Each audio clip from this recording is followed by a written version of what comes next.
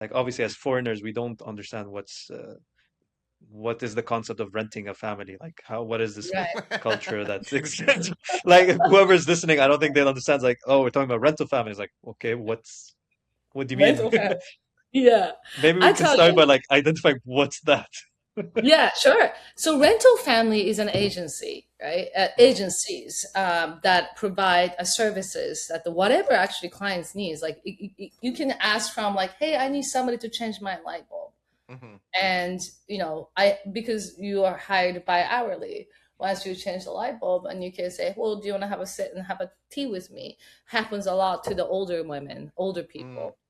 They're lonely, they've Yeah. been alone for a long time, and they want somebody to talk to, and they're relatively shy to go out and make friends, and so therefore they can ask for those services.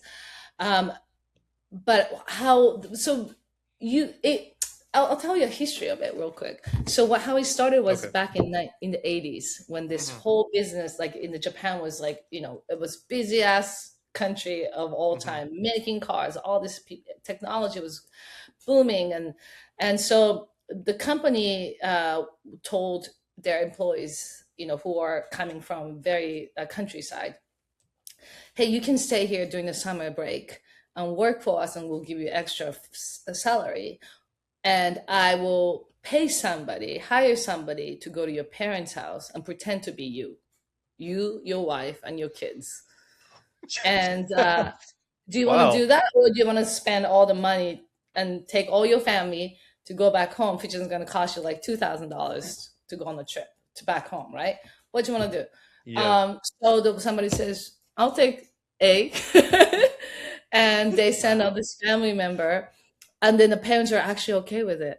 The parents were like, "Oh yeah, because I don't do my. It's been like a year or two since your kid's grown, and at the time they had no video chat or anything like that, right? They only talk on the phone. Yeah.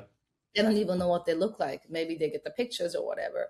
But then the kid who showed up kind of looks like them. And the cool part was that they were very happy, because if these family would come to visit, they have to serve them. But then the people who came to, who were hired to serve their needs, or just to pretend to be their in-laws and kids and grandchildren, they were very helpful. So they cleaned, they cooked, and they were like the spotless when they lived, right? So Yeah. that was, I thought it was kind of like silly, but then that was kind of beginning of it, for the whole business.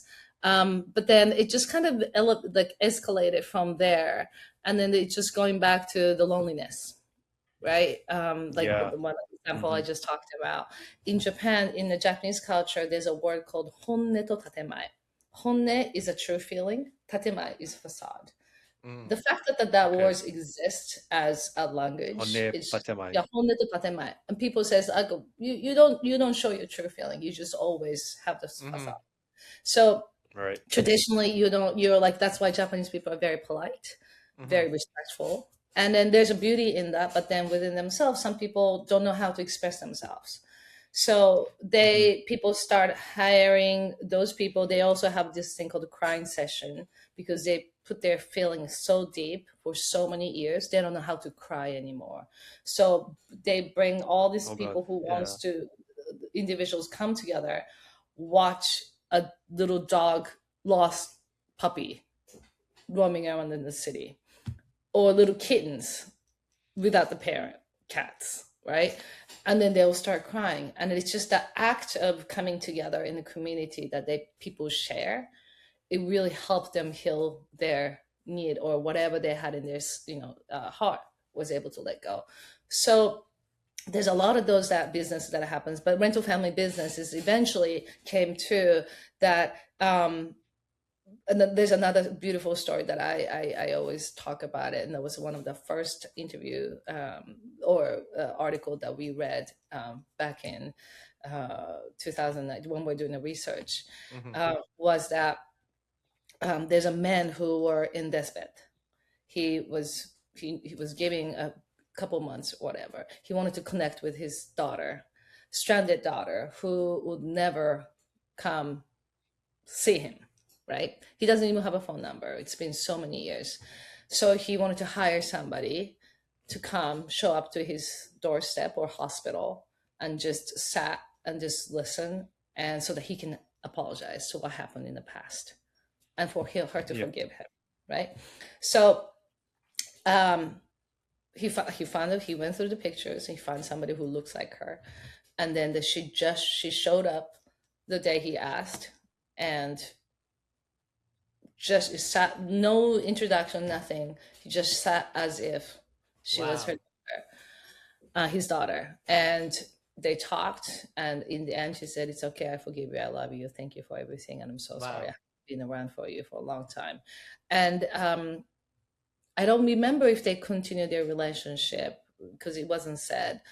But you could also ask that person, you can pay that person to continue to come visit you every day if you choose to. You just have Hmm. to pay hourly rate, right?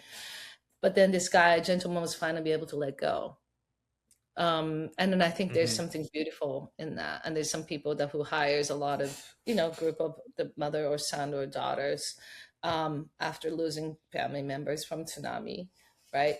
The gentleman was the only person who were survivors, and he lost, and his entire family was wiped, right, overnight. And Wow. he, That's instead of him when he's has a birthday, he brings people, he wants to bring people over on each kid's birthday, Hmm. right?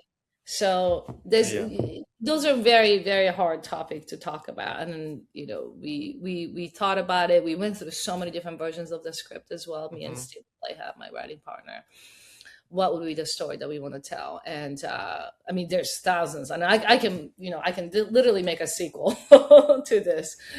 Um, yeah, but we landed on the story that we wanted to tell. There's a really beautiful monologue that we ended up not using for the final cut, but it talks about Aiko, her experience as a why she started this job. And the job was because she walked into this room and this woman wanted to comb her hair.